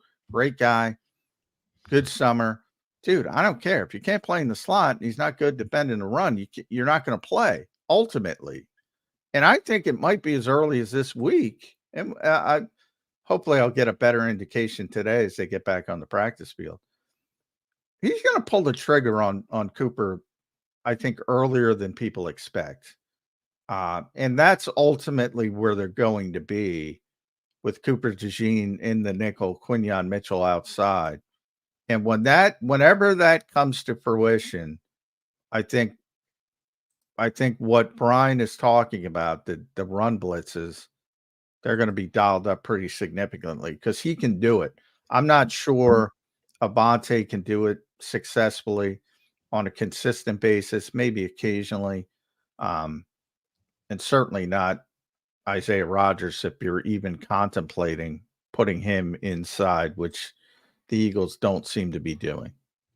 John, all summer you've had the inside track, and whether people believed you or not on what the Eagles were thinking as an organization, you were correct on Nakobe Dean. You were right on the safety. You were right on all sorts of other things. When you talk about this football team, especially with Quinyon on the outside, that's another one. But where are they right now? Do you have any inkling on where they are with Cooper DeJean? Are they not worried about Avante Maddox in the slot because they know Cooper's coming? Do they want Cooper to be out there? What's your inkling right now on where the organization is with Cooper DeJean and how quickly he could get out there? Yeah, they want him out there. That's the end game. Is him playing slot and Quinyon being outside. So it's just a matter of, and Vic talked about it again. When you say end game, you mean long term or you mean this year? I mean this year. Now if that's 4 weeks, he missed 3 weeks of camp. Vic keeps saying so. Hey, maybe he needs 3 weeks in the regular season. Maybe it's week 4. Maybe it's after the bye. But I think it's going to be sooner than people think. And he's going to be the slot corner. And I think they're going to persevere with Avante until that point after seeing Quinyon Mitchell. Vic kind of sent conflicting signals with that because he's often talked about, well, yeah, in a best case scenario, in a perfect world, Quinyon would just be playing outside. He says that. And he says, but I want to get my best 3 on the field. And in the past, that had been moving Quinyon inside, putting Isaiah Rodgers outside. And he hurt himself. Isaiah legitimately hurt his hand. So you can't look at it like the Devin White situation. Some people are skeptical. I can't even say it. Are worried about it, but he, Nakobe, we knew won the starting job. So it, for some of us, at least, it wasn't a surprise. Knew he won the starting job. So it became more of a thing because Devin didn't travel down to Brazil. And you have to ask your question of, when they brought him in, they probably said, you're going to be a starting linebacker. How's he taking it? Vic was asked some of those questions yesterday. We're not really going to know until we see Devin White healthy and back on the field, how he accepts this backup role. Seems like a good guy. Seems like not to be the type of guy that's going to upset the apple cart. In the case of Rodgers, he was in Brazil. He thought he was going to play. He was pushing to play. He was close to play. And he was sort of a late scratch from the game. So he should be ready for week 2. And if he's ready for week 2, does Vic consider that trio better than Quinion on the outside, Avante on the inside? Or door number C, which I brought up, is just put Cooper, throw him in the deep end of the pool, especially this week, getting back to the Brian's thought. Right. Is Bijan Robinson their best player? Probably. Yeah, right. You know, if you want to use those run blitzes, which Vic loves to use, at least in a package type situation, maybe you see more Cooper DeJean as early as this week in the slot. Yeah, so we'll see what they end up doing. The funny part about this Falcons team is I do think the Eagles are just much better than them right now. I think the Eagles are going to win handily, but they do have good players. Like, they have the capability to kind of get it going if Kirk Cousins can find his rhythm again. They do have, you know, Drake London and Kyle Pitts and Bijan Robinson. They do have some good players around their offense. So it's in a way that you can, you know, I wouldn't take them lightly, but I do think we're a much better team going into week 2 here. Well, I always say this about the NFL. Everybody's got good players. Yeah, it's true. Everybody's good. Yeah, we're talking about the Giants too much today. The Giants have good players. They have Dexter Lawrence. They have Andrew Thomas. They have Kayvon Thibodeau. They have Brian Burns. They have good players. All NFL teams have good players. The Falcons have a ton of good players. Bijan Robinson, Drake London, Kyle Pitts, Jake Matt. They have very good offensive line. Chris Lindstrom, Caleb McGarry, Jake Matthews. Very good offensive line. Defensively, they get Matthew Judon late in the process. They bring in Justin Simmons, who everybody wanted here. And guess what? Justin Simmons ain't the best safety on their team because they have Jesse Bates, who might be the best safety in the NFL. Jesse Bates is a special player. He's a good player.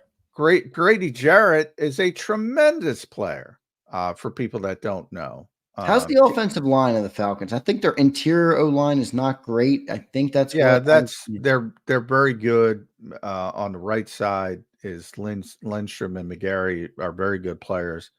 The Matthews family's been around forever. He's still good at left tackle.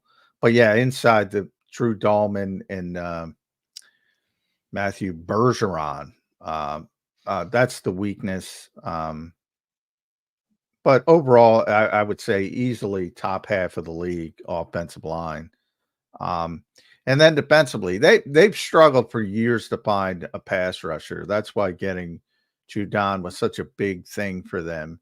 That was they didn't really have a good edge rusher. Right. So we'll see how that works out for them. But yeah, I mean, Grady Jarrett's probably one of the most underrated players in the entire NFL.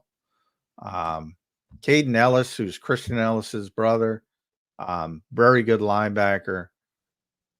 Simmons and Bates, adding Simmons to Bates. Bates, like I said, is one of the best safeties in football. AJ Terrell, very good corner. They got a lot of good players to the point when they got Kirk Cousins, a lot of people said, this is a sneaky Super Bowl contender. But he's not healthy. Clearly he's not healthy. And if you don't have the quarterback, it hamstrings you, to say the least. Yeah, no doubt, John. Defensive line's going to have a big game here too. I mean, we talked about, the run blitzes with the slot corner, but it starts with that D line. I think that D line's going to have to step up. They're going to have a better week than they had last week. I know the field. I understand. I'm pretty done talking about the field. But I think you should be, but that's not our fault that the field was that garbage. I mean, that's the NFL's fault. Is there a conspiracy? Why does this keep happening to the Eagles? Why is it always the Eagles where the field sucks? Well, it's not that big of a conspiracy in Brazil because it's the Super Bowl was, that's a far bigger deal because the NFL has complete control, and that's just the giant mistake from the league standpoint. International, they're playing again, it's a money grab, and they're trying to open up the South American market, and they probably knew the field was going to be crap, and they didn't care. That's, to me, I mean, the Super Bowl's far worse because they had total control over it. This is, and a lot of soccer people have said, look, the fields are kept differently because they're not about explosion. They're about more gliding across whatever, however they describe it, gliding across the pitch, and they want this fast, slippery surface or whatever.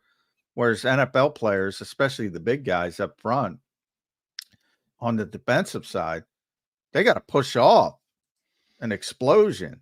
And if they don't have their footing, it affects them. So while I get why you're tired of talking about it, but for the people that are just picking up the box score and saying that, and you've heard it all week, right? Well, the pass rush has got to be better. If you're not paying attention to why the pass rush wasn't good, because it wasn't good for Green Bay either. Both teams dealt with it. And they both have good pass rushes in theory or projected.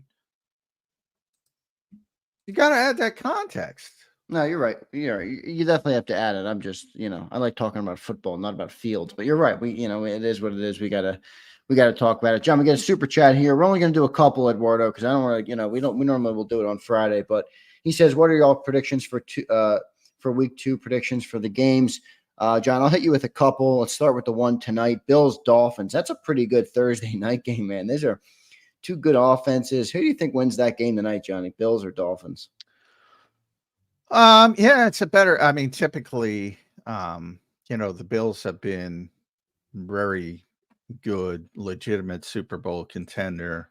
And I think they've taken a step back this season from the perspective of don't necessarily understand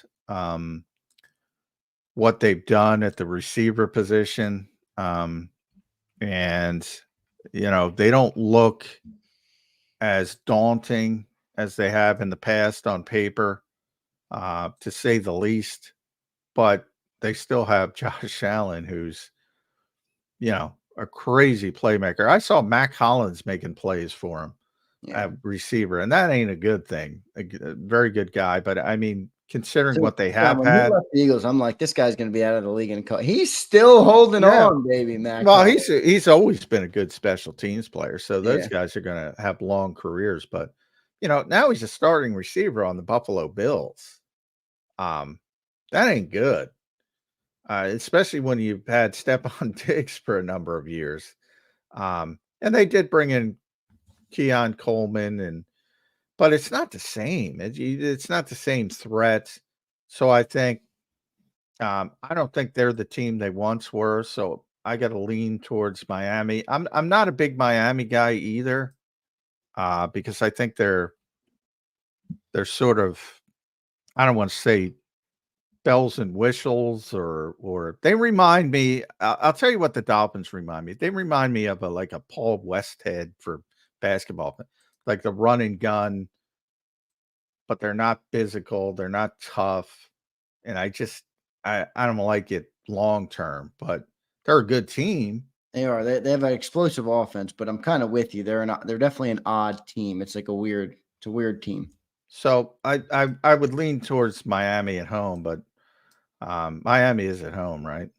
Yeah, Miami's home tonight. Yep, Bills at Miami. I would lean towards Miami certainly at home, and they're going to score. They're going to score points. They're very explosive. I don't like that team as a contender though, because I just don't think they're tough enough. And he got an example of that on defense when they all complained about Vic's coaching style. Not all, you're right. Certainly not Van Ginkel and those guys, but a bunch of guys did. And I don't like their toughness as a team, but they should be good enough to beat the Bills.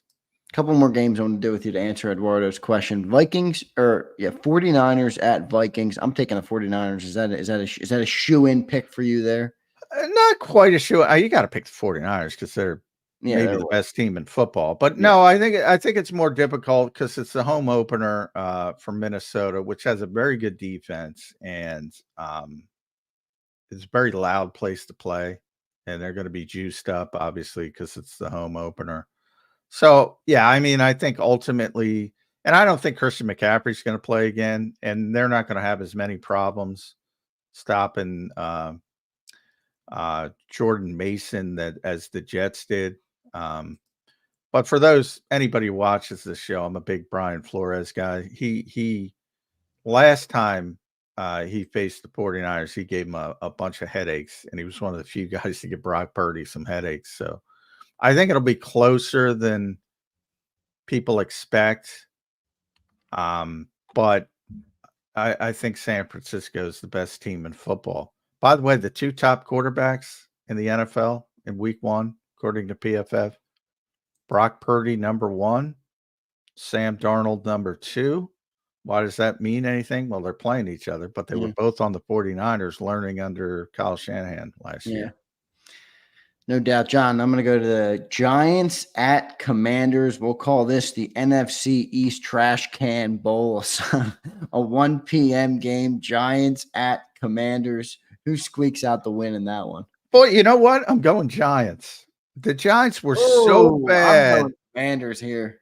The Giants were so bad in week 1, but they were playing that Brian Flores defense. I think it'll be a breath of fresh air to be able to breathe against the Dan Quinn cover 3 defense. And I think they'll make a few plays, and I think the Giants have the much better defense than the Commanders. The Giants actually have some players on defense. You know, Brian Burns, Kayvon Thibodeau, Dexter Lawrence, number 1. I should always start with Dexter Lawrence. Brookie and I got into a little bit of, because he covered Deonte Banks versus Quinyon Mitchell, and he thinks Quinyon Mitchell is way more advanced early, which is a positive sign for the Eagles. But I like Deonte Banks. I think he's a good player, so it's even more of a positive sign for the Eagles. And Bobby Okereke, I should mention as well, is a very good player on the Giants. Giants defense is not bad if, they can get any kind of help from the offense, which they will not. But Washington's a terrible team as well. So this is in terrible versus terrible. I'll take the better defense. There you go. So John will take the Giants. John, 2 more games I'm going to hit you with. Saints at Cowboys. This is interesting. I think the Cowboys are a much better team, but the Saints are coming off a near 50 burger. Wow, come on. I know it was on the look, it's week 1 though, John. Cilio made a good point yesterday. He said, normally in week 1, teams play down to their competition. The Saints did not do that. They absolutely throttled that team and looked good doing it. Now they put up 47. I know it's the Panthers. Do the Saints have a chance versus the Cowboys in Dallas on Sunday? No. Not going Dallas. Cowboys were – that's what made the playoff loss to Green Bay. The Cowboys were the best team in the NFL at home last season. They were undefeated at home, and not only were they undefeated, they were destroying teams. And then they just completely laid an egg against the Packers. I think the Saints are probably thinking they're better than they are after that first week performance because they beat up on the NFL's worst team. And they deserve credit because even the Panthers, as I just said, everybody in this league has some good players. But the Panthers lost their best player too. What a disaster that week 1. They lost Derek Brown. But, I think the Saints come back to reality against maybe the best pass rush in the NFL on the fast turf. It's going to be difficult for Derek Carr. And Mike Zimmer's back. And one thing for people that forget, those early years of Mike Zimmer in Minnesota, that was the best defense in the NFL. And, started erosion, losing some players, and it was really bad at the end. And then he went away for a couple years. For a while, Mike Zimmer was Vic Fangio. Everybody was copying Mike Zimmer with the 2 mugging the A-gaps, sugaring the A-gaps, whatever you want to call it. Everybody was copying him. And everybody caught up to it. Well, guess what? He went away for a couple years. Everybody went in different directions. And now it's new again. And it looks like it's going to be a problem for people. So keep an eye on that. Two more. Cowboys. I was going to say one more game, and I was going to go Bengals Chiefs, but part of me feels like I know where you're going to go. So I'm going to go to a different one. I'm going to go Buccaneers at Lions. I thought the Bucs looked great in week 1. Baker Mayfield has a little bit of mojo back. Can they beat the Lions in Detroit on Sunday? Yeah, I Detroit's a tough place to play too. We're talking. Oh, that's the thing, Dallas, tough place to play. Minnesota, tough place to play. Philly, Detroit, tough place to play. Yeah, Philly, tough place to play. And these are all, most of them are home openers, right? No, Detroit is not. So, but I was a little disappointed about Detroit because I picked them to go to the Super Bowl. And they struggled with a Rams team that lost, that was down to their third left tackle. They couldn't block Aiden Hutchinson at all and still found a way to keep the Rams in the game. So it was more defensively than offensively. And then when they got to overtime, they have the best offensive line in football. Sorry, Eagles. The Detroit Lions have the best offensive line in football. And yeah, that place is loud. So yeah, I think the Lions are going to win the game. But I have some more questions about the Lions defensively than I thought I'd have. Yeah, I think the Eagles made the right. It's 1 week, but I think it's pretty clear the Eagles made the right decision on Quinyon Mitchell over Terrion Arnold. Now Aiden Hutchinson is great, but until DJ Reader gets back, I don't know when he's getting back. They have some issues, it seems, complimenting him. And then I think a low-key bad decision from Detroit was moving Brian Branch from the nickel back to safety. He was a great rookie in the nickel. And now they're playing him at safety. I just think they lost something by doing that. It's one game. We'll see. Yeah. Interesting. He did have a good year as a rookie last year, so we'll see what he can do this year. That's going to do it for our week 2 predictions for now. Eduardo, thanks for the super chat, man. John, we're going to get back into the Eagles here, finish up our preview, our Thursday edition of the show. Thanks, everybody in the chat. You guys have been tremendous today. As always, apologize for my tech difficulties a little bit earlier, but thank you to Johnny Mack, who muscled through it like the good sport that he is. One more super chat, John, before we get to our break. Kenny Sprague checks in. Kenny, thanks for the Superman. We appreciate your support of the channel and the show. He says, hey, guys, quick question about the issues with the turf in other countries and Super Bowl. Do you think the NFL makes it that way to promote offense to score more points and such? I want to say Kenny's wrong, but when you look at the way they legislate the game, shoot, maybe Kenny's got a point, Johnny Mack. What do you say? Well, they like offense, but they don't do it. They could do that everywhere if they wanted to. They don't want to see, and it became such a thing, and it's still a thing where people are pointing out just what a disaster the field was in Brazil. And certainly the same thing in the Super Bowl. So they want offense. That part's right. But no, they didn't want the field to be the way it looked. And they legislate offense. They try to legislate offense into the game in other ways by rule changes and things of that nature. And they probably will, because the quarterback play was so atrocious in week 1. Offense was down pretty significantly, but that had to do with more of the quarterback play. Wasn't the case in Green Bay, so I get the question, but no, not a conspiracy. The conspiracy is that the league just doesn't give a flying hoot about player safety and things like that. It's more of a liability type lip service, and they don't care about the field surfaces as long as they can open up these markets. That's all they care about. Yeah, it's funny. I was trying to find the comment to read it to you. We had a guy in the comment section on JAKIB, not a live show, like a comment after, and he was a Brazilian, and he commented, "Keep your stupid sport out of our country." It was so boring. It was stupid to watch. It was that's I talk about it all the time. Like, basketball is very popular. The popular sports abroad that are sort of considered American sports are very easy to digest. Right. Football is not easy to digest. It is a very complicated game to the point that, people who didn't grow up with it are like that commenter. They're like, what the hell is this? This is popular. This is, you play for 5 seconds and then you rest for 30. They don't get it. They don't get it a little bit.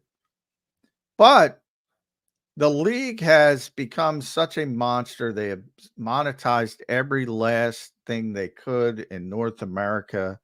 And to get to 25 billion, which is what Roger Goodell stated his goal was way back in the day. They can't do it if they just stay in North America. They have to open up these international markets. And it works from a standpoint of it's new, and a lot of people like to see something new in different countries and Americanized entertainment. But it is a very difficult sport to teach new people who haven't been indoctrinated to it. Like basketball is easy. WWE, I'm a wrestling guy. They are usually popular wherever they go. Paris, Berlin, Glasgow, Japan, because it's good guy versus bad. It's easy to understand. Football, the over legislation of football, it's confusing to people here who grew up with it. Right. And for the life of me, and I've had these discussions with people in the league, they don't get it, man. They don't get how the over legislation of the game affects it. To them, it's, well, look at the TV ratings. It's the only thing anybody watches. And they're right. But the product has gone down, and people get mad when I say it. I'm sorry. The product is awful. The fact that the key to the NFL is you watch 55 minutes of bad football, and most games are close, and it's really exciting at the end. That's the whole secret. And people forget, boy, I just spent 2.5 hours watching absolute dreck. Yeah. Because it got exciting at the end. Yeah, it's funny. It was an interesting take by him, though. But you're right. I mean, look, soccer is kick a ball around, don't use your hand, and put it in the net. It's a very simple game, even if you don't understand it. Versus football there's a lot more to it. So we'll get to our commercial break. I thought that was an interesting I wish I could find it and read it, because he had some anger. Anger in his tone. Yeah, there's a lot of people in some of these countries that the NFL goes to that do not understand the game at all. And I don't blame them even a little bit. Why would they? Good luck explaining that to new. If you've never watched an NFL football game, could you imagine trying to explain what's going on? I've been with my wife for years and years and years, and I've been doing this as a job for years and years, and she doesn't understand the stinking game. Yeah. Because, she doesn't care enough to learn, which is fine. Yeah. But most of the women in my life are the same. It is a very difficult sport to understand. Yeah. All right, let's get to our commercial break. We'll come back. We got about 15 minutes right now. So after the break, we'll have 12 minutes. John will dive back into Eagles-Packers, prepare for that game, and then we'll have a Football Friday show tomorrow morning. Thanks, everybody, for being here. Hit that like button. Birds 365 will be back in 3 minutes. If you missed any of today's show on the JAKIB Media channel, listen to the podcast on your way home. Available on YouTube, Apple, and Spotify. He's blocked well and tries to cut through the middle. Oh! Your gut says Miami is going to win, and you should take the over. Your gut also said your NFT selfies would only go up in value. They didn't. But your head is on Sports Grid and knows the QB is in concussion protocol. The backup has a 45 QBR against the zone coverage. The New York D has the most sacks in the league. So yeah, trust your head. It's smarter to be on Sports Grid.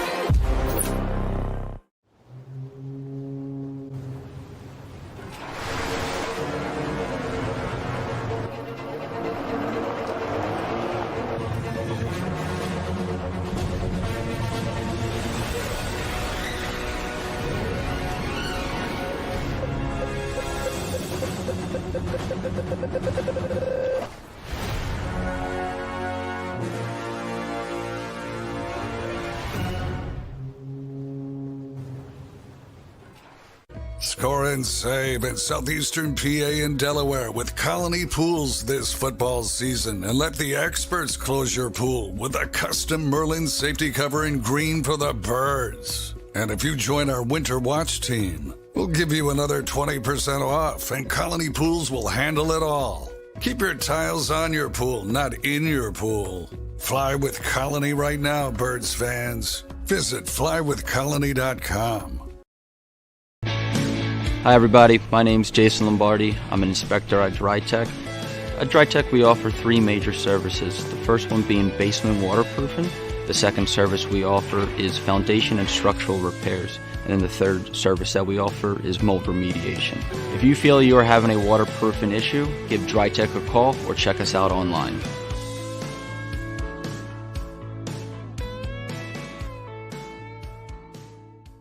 Heading down the shore. Have a ball once more. Here, imaginations run wild and time stands still. Because here, you can find the best of the Jersey Shore, all on one 5-mile island. So leave the old you behind and get lost in the woods. Wild, wild, wildwood days. Plan your stay in the Wildwoods today. EAGLES, Eagles.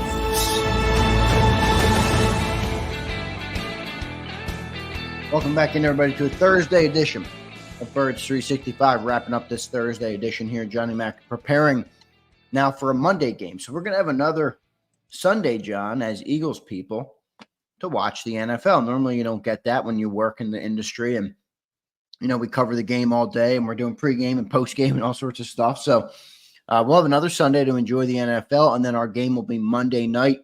We talked a little bit about Eagles' defensive approach and how they have to take away Bijan. If you're Kellen, how you attacking Kellen and Jalen? How you attacking the Falcons on their defensive side of the ball? You know, to get the win. I think it starts with Grady Jarrett. You got to make sure you block him up front. So that's going to be interesting. I you know, when you were gone, I mentioned that with Brookie a little bit, to the same degree where I'm giving a mulligan to the pass rush and the Bryce Hupps and the Nolan Smiths, and we'll see. You got to put and say, all right, Mekhi Becton was great, but he was dealing with Kenny Clark on skates. Now, if he's great against Grady Jarrett, and we'll see how much they line him up. They do sort of the in vogue variable fronts. So typically he's going to be 4-eye technique, and he moves around. I imagine they'll try to take advantage. If you look at the Eagles on paper, very good offensive line, but you're not going to attack Landon Dickerson. You're probably going to be more apt to attack Mekhi Becton. So I think it starts with Grady Jarrett up front. You got to block him, and then you better, especially coming off last week. I mean, this is a secondary where they can make some plays with Jesse Bates and AJ Terrell, and we'll see how Jalen Hurts bounces back. I think he's obviously going to be very cognizant of maybe making sounder decisions. So maybe he's not going to be as willing to push the envelope, push things. So maybe that'll help the Falcons in theory. Justin Simmons, I think Eagles fans overrate him at this stage of his career, but he's still a very smart, savvy player who's got great ball skills that can make plays. So you got to be, if you're putting the ball in the air and making bad decisions, their secondary is probably going to be able to turn it over. So, yeah, it's a better team on paper than I think most Eagles fans realize, but I don't know if the quarterback is healthy. In fact, it looks like he's not healthy. It doesn't have confidence in his Achilles, so that hamstrings what they could do. But with Bijan offensively, Drake London, Mooney, Kyle Pitts, there's some players on that team. No doubt. They're definitely gonna have to. You can't, like you said earlier in the show, that you can't take anybody lightly in the NFL. Everybody has good players.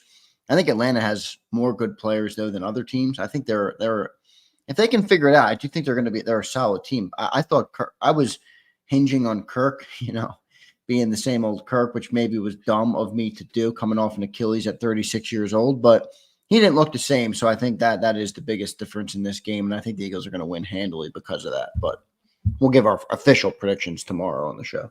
Yeah. And yeah, I think it's a bigger test for, as I mentioned, from the Eagles' perspective, I'm going to be focused on the pass rush because this should be good offensive line, not a great offensive line, but a good offensive line in better conditions. They got with a quarterback that's going to be relatively stationary and is not comfortable. Even when he was comfortable, he couldn't move a lot, but at least obviously he could slide, manipulate in the pocket pretty well. I don't even know if Kirk can do that at this stage. So it should be a stationary target, and they should be able to get some pressure. And Vic Fangio is going to know that as well. So that's an interesting way to handle it because you got a veteran quarterback who understands the blitz, is going to be able to identify where it's coming from. But you also have a veteran quarterback who can't move. So do you amp up the blitz? Do you temper it? That'll be an interesting thing to watch. And as I mentioned, the Jalen Hurts better make better decisions this week because you got a bunch of guys who can make plays in the secondary. Yeah, no doubt. You think it's what do you think of Saquon this week, Johnny Mac? If you had to predict early, are we giving away another Saquon Barkley jersey this week? Well, no, I'm always going to predict under because the number is pretty big. And you saw last I'm predicting week, over. I think we're giving away another jersey this week. You got 26 touches last week, and you got 7 yards over. So you need a lot of touches. And is the game going to play out that way again? Probably not. So just from the odds standpoint, you got to play the odds. Probably not, but it wouldn't surprise me.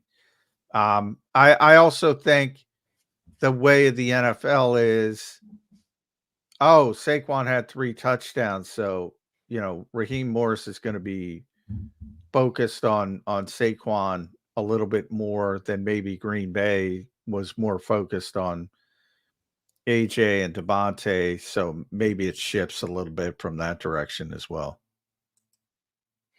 Yeah, so we'll see how it all works out. I think there's going to be the reason I think, look, if Saquon gets 3 touchdowns, I feel like I got to give away a jersey anyway. 3 touchdowns is an impressive 3 performance. touchdowns, yeah. I mean, 3 touchdowns. I'm not a math major, but that'd be an NFL record if you can keep up that pace. That would be 51 touchdowns. So I don't think that pace is going to continue. I'll probably get called a hater for that, but so be it. I do not think that pace will continue. Good game coming up on Monday night. I said we'll give our prediction tomorrow. We will not give our prediction tomorrow. We will give our prediction on Monday's show. We have an extra show now, John. You're right. I mean, these weeks we're not in flow yet. I mean, next week we're going to have Tuesday will be our overreaction to the Eagles game. So then we'll have pushed back a day, and then we have a Sunday. So we have kind of a quicker moving week next week, which will be easier from a show perspective. But, we have a little bit of a mini bye here. So we're getting ready for a Monday game. So we'll give our official prediction on the game on Monday's edition of Birds 365. But a good weekend slate of games tonight, John. We talked a little bit about the game tonight. I think that's a good one tonight with the Bills and the Dolphins in Miami. We'll close it out just with the thoughts on that game. I think Josh Allen is so good. You can never count that team out, obviously. But Miami's going to get the win tonight, in my opinion, with being at home and just a high-powered offense. I'm not sure if the Bills will be able to keep up with them. Yeah, that's where I am with the Bills. I don't understand sort of the way they went about it this year. maybe the goal is, as good as Josh Allen is, he's probably a little bit too reckless at times. But I think that has been more about the running aspect of it necessarily than the passing aspect of it. I just don't think they surrounded him with enough playmaking talent this year. And they have to scale it back a little bit from the big play perspective. And I don't know if he's the quarterback to do that with, because he's going to try to push the envelope all the time. So I think they're going to take a little bit of a step back, the Buffalo Bills this year. And Miami, look, I don't think they're going to be one of the best offensive teams in football. They already are. They have been. Tua is going to put up big numbers, but I just don't buy them as a legit Super Bowl contender. Are they going to have spectacular games? Could they put up 70 points again? Who knows? Maybe. But I good regular season team, but I don't think they're built for the playoffs. Johnny Mac, closing thoughts on this Thursday edition, wrapping up. You can go Eagles, back to the Eagles real quick. Just closing thoughts on the day. Kellen and Vic spoke. I thought they had good things to say yesterday. Closing thoughts as we officially wrap week one, obviously now. And we're really it's a Wednesday, so it's the biggest day of the week on a Thursday because the game's a Monday, if that makes sense. So everything pushed back a week. The Eagles will be back on the practice field later this afternoon. So, one thing, we'll get an injury report today at some point. There might be some things that crop up on there that cropped up last week. So who knows? But yeah, more coming today. Nick Sirianni will talk before practice. Locker room will be open. So biggest day of the week from the preparation standpoint for the Philadelphia Eagles. Are you going down to NovaCare today or no? Yeah, I'm going to be there all stinking day. So Johnny Mac's got a long day in front of him. Husto Munoz drops us $1. Thank you, Husto. I appreciate that. No comment. I would take a comment if you left one, but you didn't leave one. So we'll thank you for your $1. I hope everybody has a great day today. Johnny Mac gets safely down there to NovaCare Complex. Sorry about my technical difficulties. I think you know what I'll be dealing with the rest of the day. I got a show in the afternoon I got to get ready for. Will my neighbor allow me to use the house as long as I need? Probably not. So we have to figure some things out here on my end. But Johnny Mac, good show today, man. We'll talk to you tomorrow on Birds 365, right, brother? All right. Thanks, Zander. Appreciate it, everybody. All right, everybody. See you tomorrow on Birds 365. You've been listening to Birds 365, the destination for the passionate Eagles football fan who bleeds green. If it's Eagles football, we're talking about it. Debate, inside the locker room, and guests that are some of the greatest football minds from around the region. We hope you enjoyed the show. We know we had a blast. Make sure to like, comment, and subscribe, and we'll be back soon. But in the meantime, hook up with us on social media at JAKIB Sports. See you next time on Birds 365.